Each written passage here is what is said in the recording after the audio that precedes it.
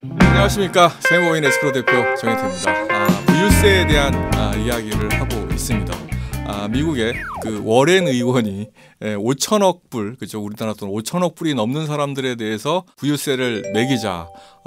사실 5천억 불이 넘는 재산을 가지고 있는데 집으로 가지고 있지는 않을 거 아니에요, 그죠?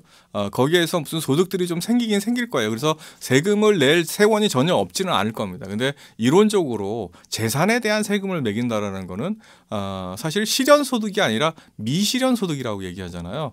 그냥 예를 들어서 저 사람이 돈을 100만 원을 가지고 있어.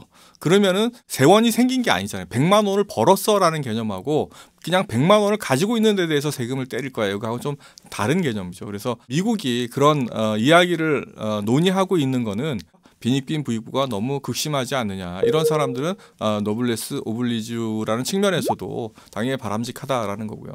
우리나라는 어떨까요? 네, 우리나라도 부유세를 사실은 과세하고 있죠. 노무현 정권 때 들어온 세금 중에서 어떤 세금이 있었어요? 종합부동산세라는 것이 있었죠. 그 부유세가 제가 저번에 미국의 부유세를 얘기할 때 2%, 3% 세율을 얘기했잖아요. 우리가 이렇게 한번 예를 들어볼게요. 강남에 부동산이 있어요. 100억짜리 내가 부동산을 가지고 있다고 그래요. 그러면은 임대료가 얼마나 나올까요? 보통 평균 보면 4%에서 5% 나온다고 그럽니다. 100억짜리 부동산 가지고 있으면 몇 프로 얼마나 나오는 거예요? 4억 내지 5억. 절대 금액으로는 되게 크죠. 그죠? 근데 세금 2% 때려버리면 얼마 때리겠다는 거예요? 3% 때리면 3억 때려버리겠다는 얘기예요. 거기에서 소득세 되고 못 빼버리고 나면 뭐가 남아요? 남는 거 없어요. 재산을 가지고 있으면 어떻게 돼요? 세금 맞으면 재산이 쪼그라들게 돼 있어요. 부유세를 때린 나라. 근데 부유세는 전 세계적으로 어떤 상황이냐면은 폐지하는 단계에 있어요. 왜 폐지해요?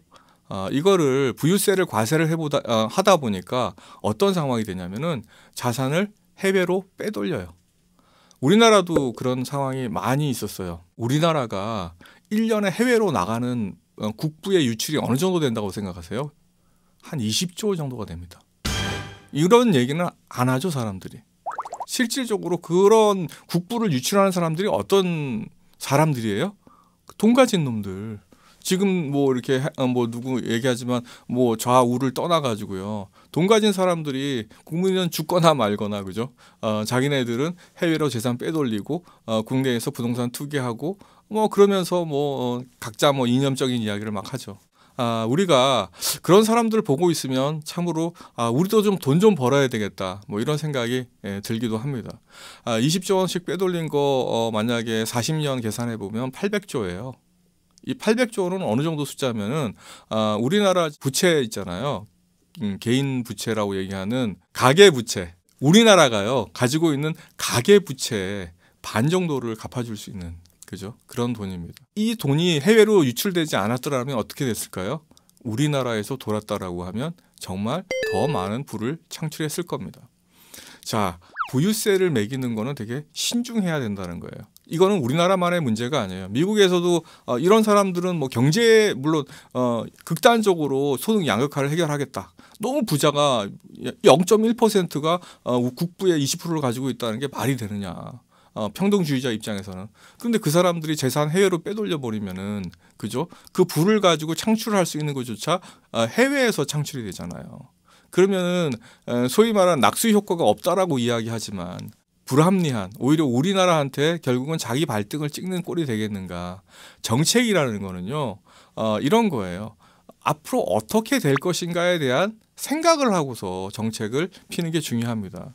그래서 우리나라 그러면 부유세라고 이야기할 수 있는, 우리는 부유세 중에서 주식이나 채권 같은 금융시장은요 많이 발달해 있지 않죠. 자산이 어떻게 돼 있다고 그랬어요? 75%가 부동산에 집중돼 있고요. 25%가 금융자산에 돼 있다라고 얘기했어요. 그러면 어때요? 부유세를 실질적으로 75%한테 부유세를 부과하는 상황이 되는 거죠. 부동산을 초과해서 보유하고 있는 사람들, 이 사람들에 대해서 지금 부유세를 부과하고 있는 겁니다. 최고 세율 아까 얘기했던 2%, 3% 얘기했는데 우리 최고 세율요 94억 넘어가잖아요. 그 100억이라고 얘기할게요. 그냥 100억 넘어가면 3.2%까지 종합부동산세 부과돼요. 네, 다른 재산들 감안했을 때 우리나라 부유세 별로 그렇게 많은 사람들한테 부과되는 거 아니다라고 얘기할 거 아닙니다. 돈 있는 사람들 어떤 생각할까요? 해외로 빼돌리고 싶은 생각이 날 것 같아요. 만약에 우리나라 부동산 일부만 보유하고 해외로 재산 빼돌리는 사람들, 이런 사람들 다 끝까지 추적해가지고 세금 때려야죠, 그죠? 그런 사람들 나쁜 사람들이죠. 국부를 유실하는 거니까. 재산은 자기만의 재산이 아니죠. 우리나라에서 돌고 돌아서 결국은 많은 사람들의 재산으로 악수 효과라고도 할 수 있지만 전이 되어지고 바뀌어지고 우리나라에서 돈이 돌아다녀야지 우리가 다 같이 잘 살 수 있는 거니까요.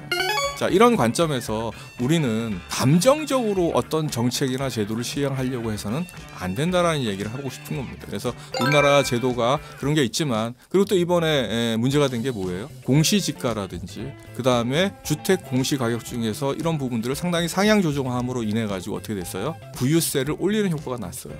이런 정책들이 과연 자기 발등을 찍는지 안 찍는지는 두고 볼 일입니다. 어쨌든 간에 오늘은 여기까지 하고 좀 더 다른 이야기들을 다음 시간에 해보도록 하겠습니다. 여기서 마치겠습니다. 고맙습니다.